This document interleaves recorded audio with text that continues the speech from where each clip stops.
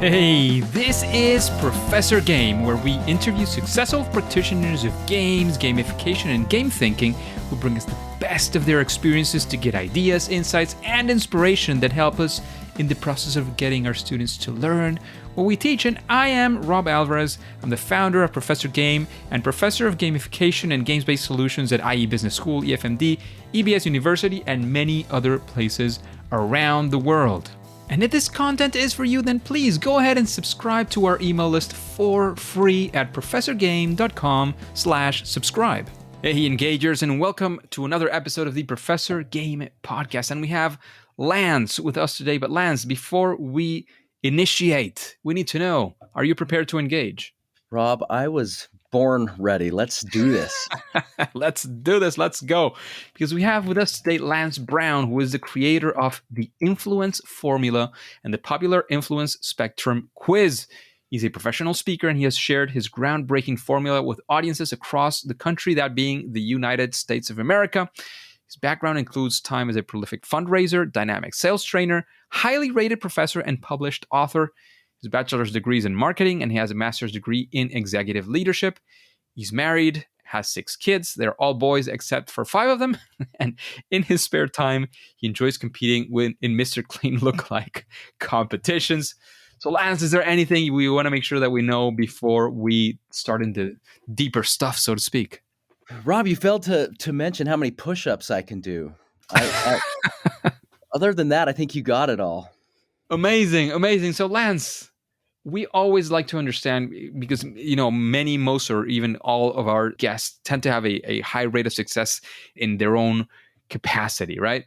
So people sometimes say, like, put you in a pedestal and so on. So we'd like to know more of your daily life. Like, what does that look like? What are you doing in a day, like today, I don't know, tomorrow, the past week?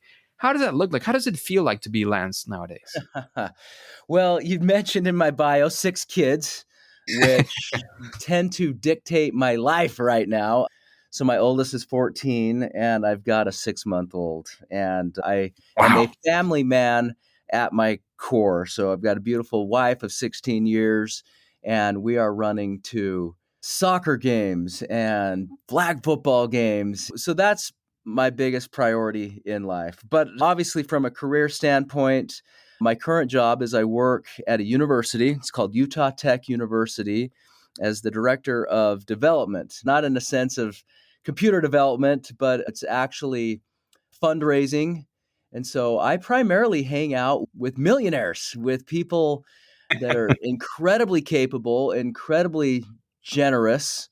It's a great way to make me feel insecure about myself because I hang out with highly competent people. And that looks like, man, I take them golfing a lot. I go to lunches a lot. I host at athletic events a lot. So my probably biggest success to date is I've fundraised for a new football stadium remodel and a new locker room. And so attend a lot of football games, travel with our football team.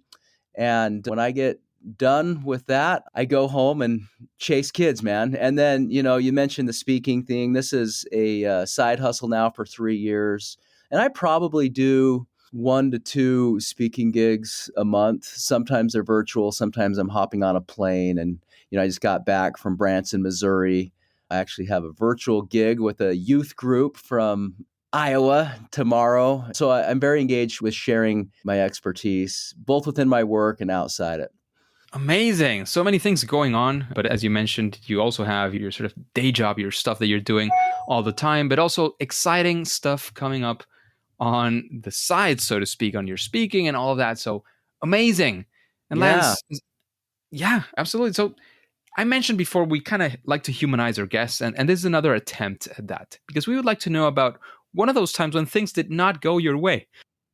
Yeah. One of those times when, you faced one of your, what you might call your favorite fail, perhaps, first attempt in learning, especially when it comes to, as you were mentioning, human relations, influence, which is, and we were discussing this in the pre-interview chat, it's at the core of when we talk about gamification.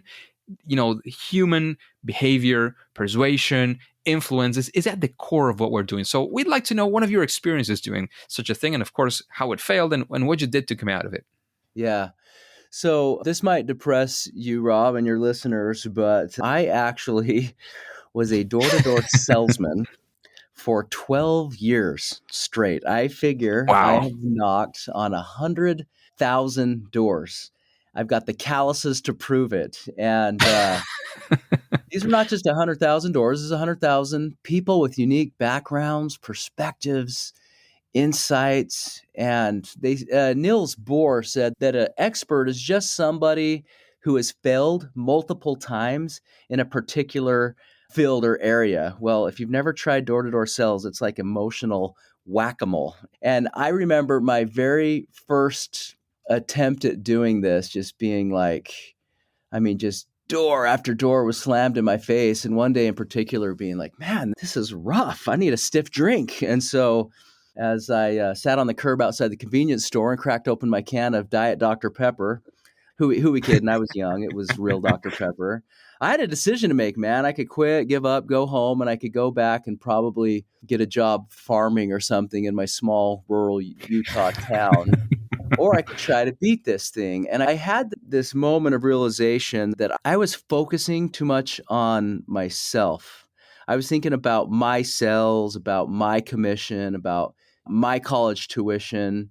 And it just hit me that I needed to focus on other people.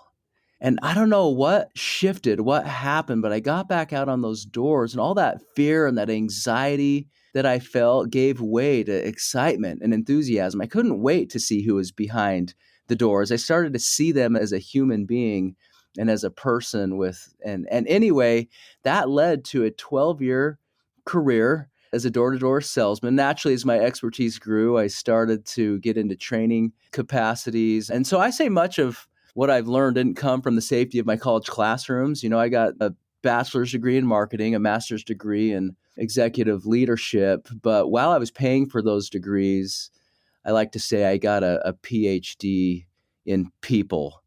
But yeah, there were some rough days and some rough moments. And most people don't last as long as I did in a unique career like that. But it really made me who I am today. Sounds like quite the experience. And was there anything that triggered you into realizing this? Because it's one of those things where you kind of read a book and the skies opened up, and almost like a divine experience, and this came through to you. But sometimes, again, not always, but sometimes there is some form of a trigger. Something happened. You saw something. You heard something. Was there something that came to you to give you this sort of clue of focusing on other people? So funny that you should ask that, Rob. As I was sitting there on that curb, I had a short story kind of come to mind, and it was shared with me just a few weeks prior by the creator of the products I was selling. It's a guy named Richard Rich, great man. He was a former Walt Disney director. He directed Fox and the Hound, Winnie the Pooh, Pete's Dragon. Some of your engagers may be familiar with those movies. But he shared a story about a rabbi and his students. And the rabbi had posed a question to the class. He said, "Class, how can you tell when night turns to day?" He said one of the students rose their hand and said, "Night turns to day when you're looking out your front window and you see a roof and you recognize it as your neighbor's." The rabbi said, "Oh, interesting. That's pretty good, but not quite what I'm looking for." Another hand shot up, and a student said, "You can tell night has turned to day when you're in the woods and you see a ferocious animal running at you, and then you can recognize it as your dog instead of a wolf."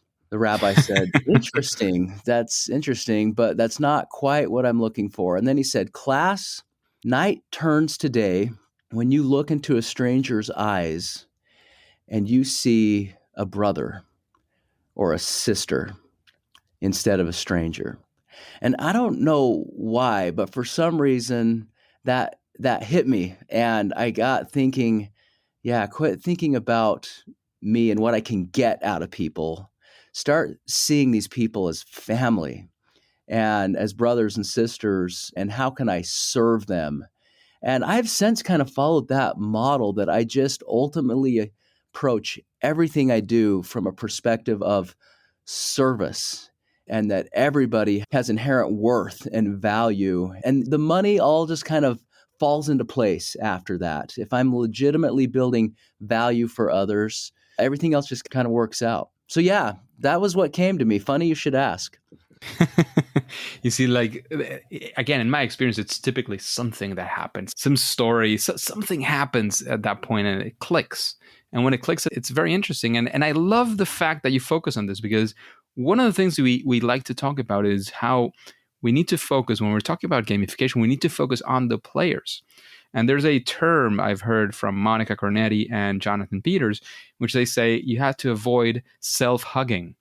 That is when you're designing for Ah, yourself and not for your user, not for your player, not for the other person who's in the other side. You're designing for yourself, which sometimes is the right thing to do, but most often than not, it is not. You have to look into other people, see what they're after, what are their interests, what engages them. And there's where you make your choices about I go right, I go left, right? So, funny yeah, I thing, love that. I've amazing never thing that heard you picked on that one. Self hugging, hugging.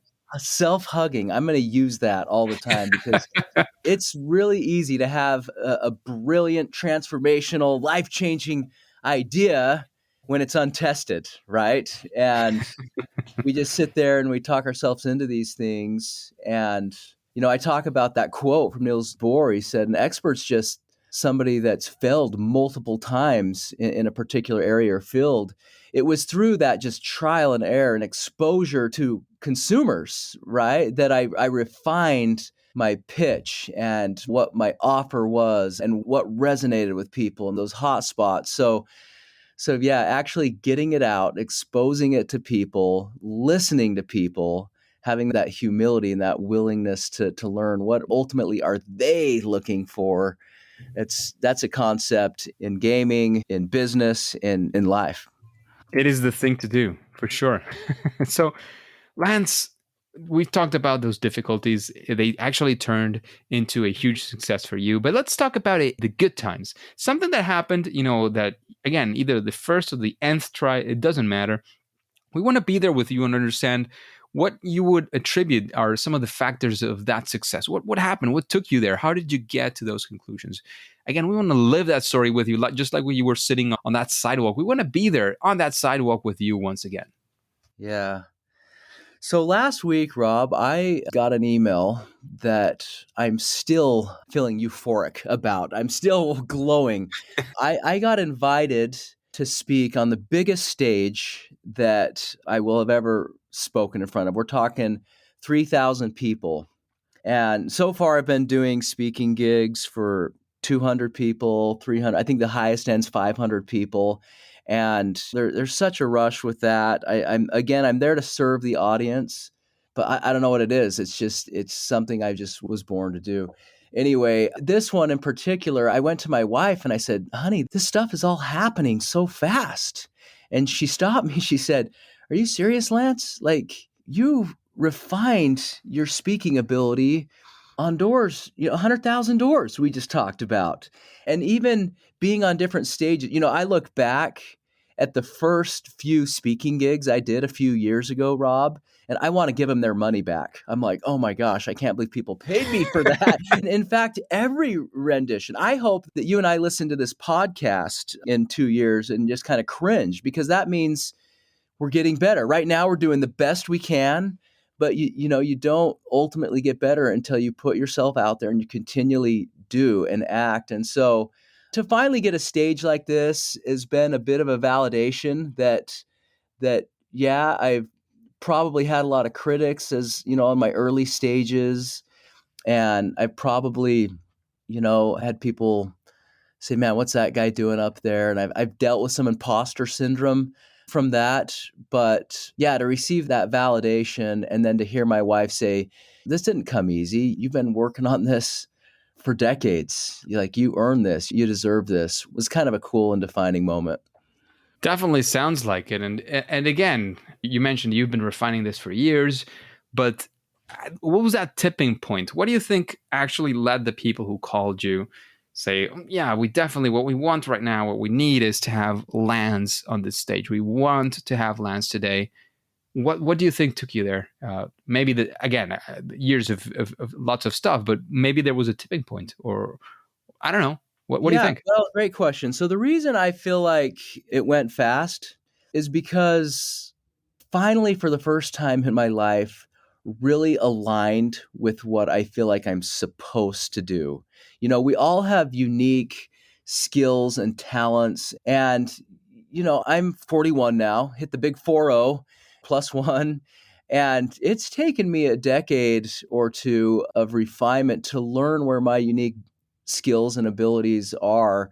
And so when I'm working in that space, in the speaking space, it's fun. Like I'm completely passionate about it, but I also know that there's a market for it, there's a need for it. And I've done a lot of things that are fun. For instance, like I'm an amateur drummer and guitar player, right? But I'm not good enough that people are clamoring for Lance to come to their audience of 3,000 people. I exclusively play for my 3-year-old at bedtime. So that's fun for me. Time flies, but there's not a market for it, right? Speaking is one of those things that's fun for me, but I've also found that there's demand for it. It's something I do better than most people. And so that's why it's all gone really fast, from crowds of 200 to 500 to 3,000 in what felt like a blink of an eye to me, is because I am loving it and it doesn't feel like work at all. Amazing. Amazing. So, Lance, all this experience that you've mentioned, I'm certain that you've gone through things over and over again. There's some stuff you've done more than once, and you've developed that into some form of a process. So, if you wanted to use, as you mentioned before, influence, persuasion, one of these things to, get people to again, ethically, we always mention this, to do something, right? To take some form of action. What is the process? How do you do it? Again, of course, you probably have, so you would fill a whole podcast just about doing this, but in, again, 5 minutes or so, how would you Sure. define that process? How does it go? Yeah. Well, you talked about kind of the power of moments at the beginning of the podcast, and I had that one sitting there on the curb. I had a few other moments that kind of sprung me to action here. When I was in a sales capacity, we do the sales training every year, and we'd bring these guys in and to come speak and get everybody hyped up. And they would walk out the door with a $5,000 check, and I was left with implementation. And I was like, wait a minute, I want that gig, an hour, 5,000. And so that was always kind of planted in the back of my head that I wanted to do that someday. I just got done talking about working within my unique skill set, where I have a talent or some ability that was maybe developed or God-given. I don't know. But I grew up like a lot of naive, probably young boys wanting to be a professional athlete. So my sport was basketball, and I was going to play in the NBA. And at one point, I just realized that it wasn't in the cards for me. I was a good high school basketball player, didn't quite get to the collegiate level. And I always just looked at the players in the NBA and thought, well, they're just much more physically mature than me. Well, one day I was watching a game, and I realized that all the people on the court were younger than me. So I was like, I can't use the excuse anymore that they're just more physically mature. Like, these are kids now. And I watched this incredible performance. This guy had 48 points, 9 rebounds, bunch of assists, just dominated the game. And then in the post-game interview, Rob, this guy couldn't even put a sentence together. I was like, he was incredible on the court, but he could barely articulate. And then, so I was in this contemplating what my unique gifts were, and I realized I've been speaking, talking in church settings, school settings, leadership settings, sales settings my entire life. That's the equivalent of being 6'8", 280 pounds with a 4.5 40 or whatever. And so I just thought, this is it. Like, I found it. This whole time I've been using the excuse of I don't know what I'm born to do, and I've been searching. So first, I guess to answer your question in kind of a long roundabout way, you have to identify what you're born to do. And I think most of your, so much of failure is indecision. It's just like, should I go this way? Should I go that way? We wait, we hesitate, and we put off action because we're not exactly sure which road we want to travel, right? I would assume most of your listeners have found that. So if you've found that, then it's like, what are you waiting for? And I just, I had a lot of distractions, a lot of things, I'd mentioned at the beginning of the podcast, a lot of kids, a side hustle, a day job. It was when COVID came, and I thought I contracted it. I still never have, at least according to all the tests. I've taken multiple tests when I ever have a cold, a runny nose, whatever, never had it. But early, before we knew much about it, I did have a really bad cold. And I just got back from New Orleans, which was kind of a hot spot. And so I self quarantined. My kids couldn't touch me. My wife couldn't touch me. And I just was sitting there in my room for 3 days. And I finally had all the distractions just right come to a halt. And I started my speaking business in 2020. And so I guess the other answer to your question would be to find a way to limit distractions. For me, it took a worldwide pandemic, right? But I have since tried to implement processes where I use that word process. It's a beautiful word, where I schedule a time with no distractions. And, I have bills to pay. I have to work my day job. I have to feed my kids. But I actually at night, and I can't do it while sitting down because I'll fall asleep because I'm exhausted, but I will go on walks in the neighborhood and I will rehearse my stuff. I'll rehearse my content. And the neighbors probably think I'm the local crazy person talking to himself because I'm just out walking this block and I'm talking and rehearsing my stuff. But that's worked for me.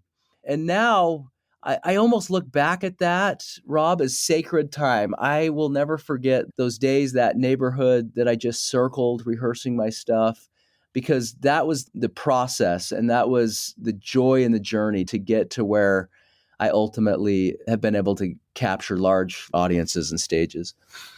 Amazing, amazing. Love that story just as much.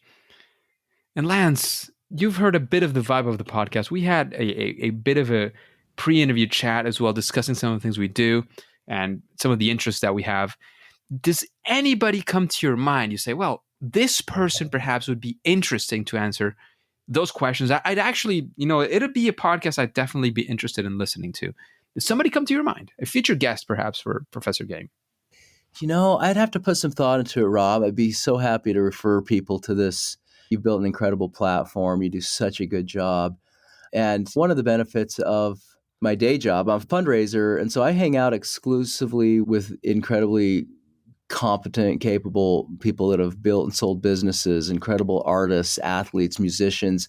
I'd be really curious to hear an artist specifically, and I know some great ones, talk about their process and refinement and putting their stuff out there and having that courage to do that early and get to. I mean, we've got a world-renowned artist that works at the university. His name's Del Parson, and I'll talk to him and others because I love to hear people's stories as well. It's all about the story, definitely. Yep.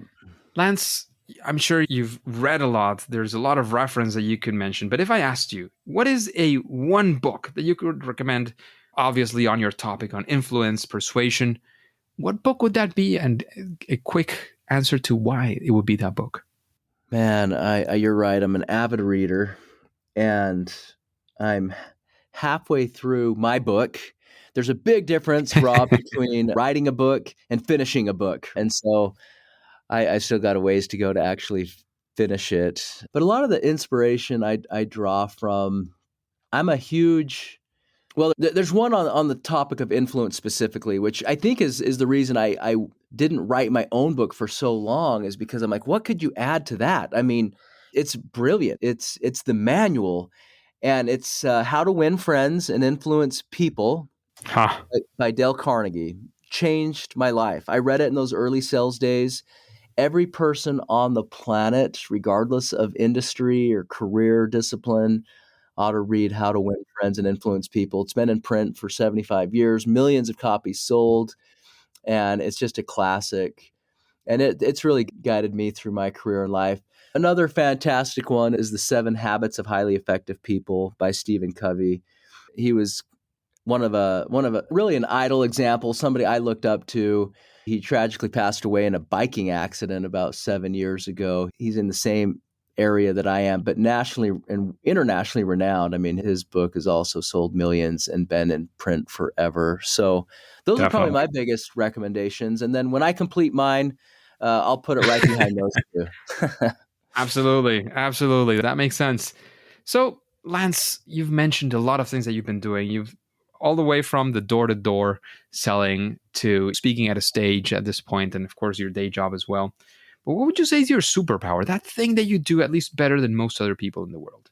It's a great question. This is how nerdy I am, Rob. At my last speaking gig in Missouri, I actually had my mom and dad come with me, and I enjoyed that. They wanted to hear me speak. It had been a long time. They've kind of enjoyed seeing the success I've found in that regard, and that's a fun kind of destination. So we went and we did some vacationing, and then it was the first time I've had somebody give me some really honest feedback on where I was strong and where I was weak, and not just in the speaking, but just in general.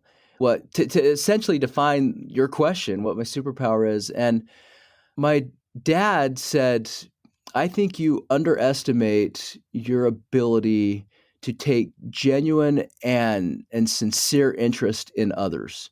He goes, the reason you can talk to anybody is because you care about everybody.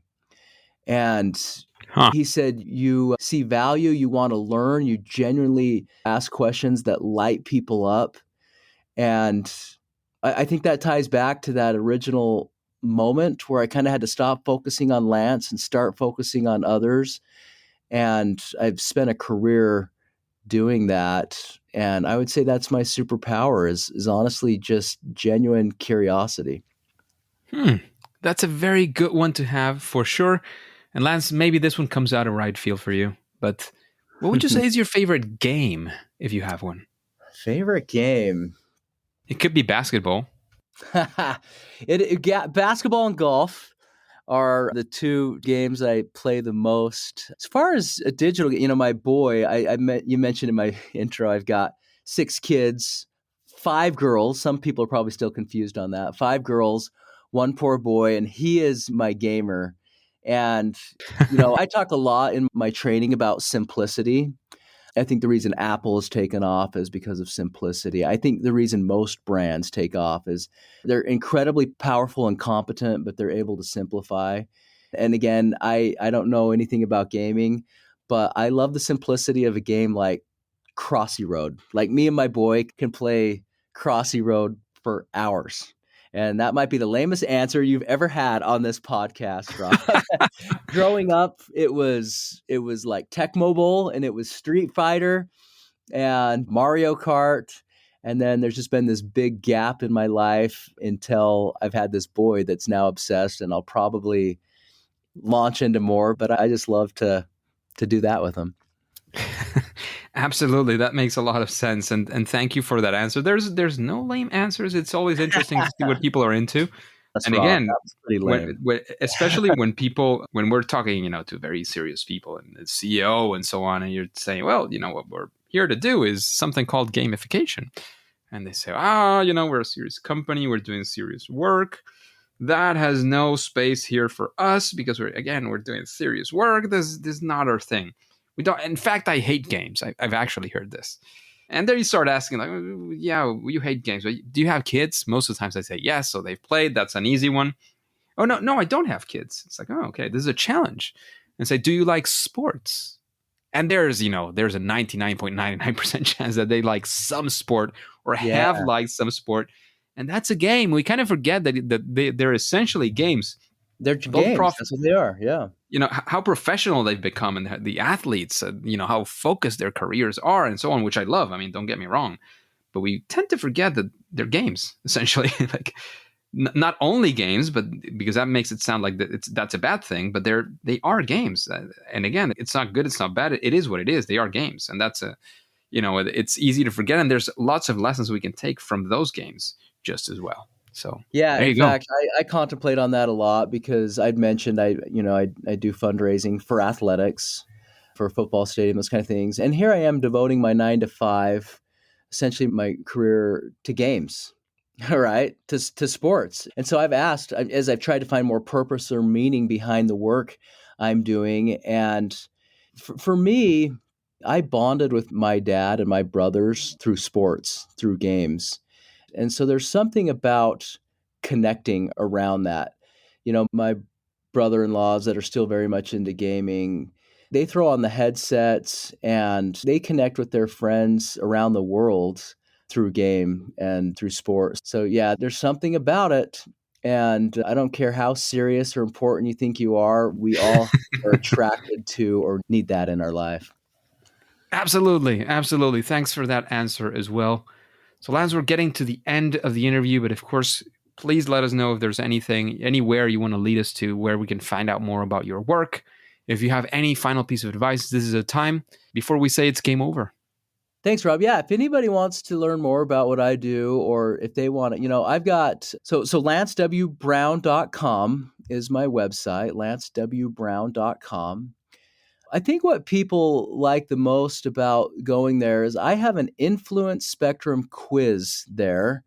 And you can see how I do, Rob, at gamification on my influence spectrum quiz. I tried to make it fun and versus just a typical quiz. And you can find out if you're a rocket scientist or a comedian, which are the symbols I use for credibility and relatability, the two key characteristics for influence.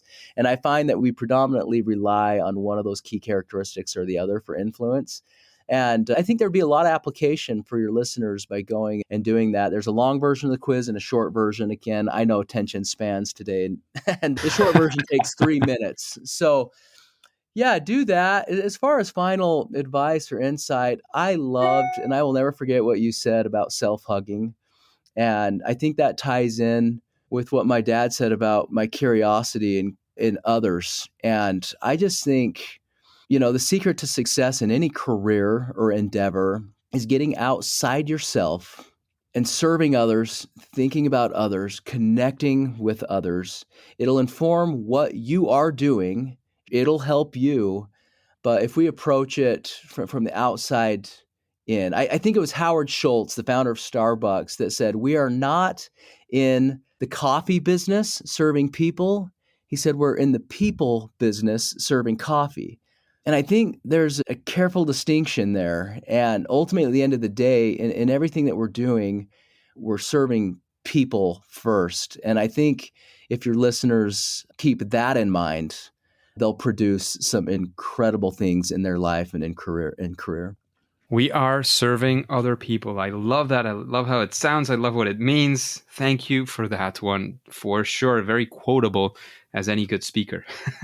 That's for sure. So pretty good one. Thanks again, Lance. This has been a blast, at least for me. I hope you also had half as much fun as I had, at least.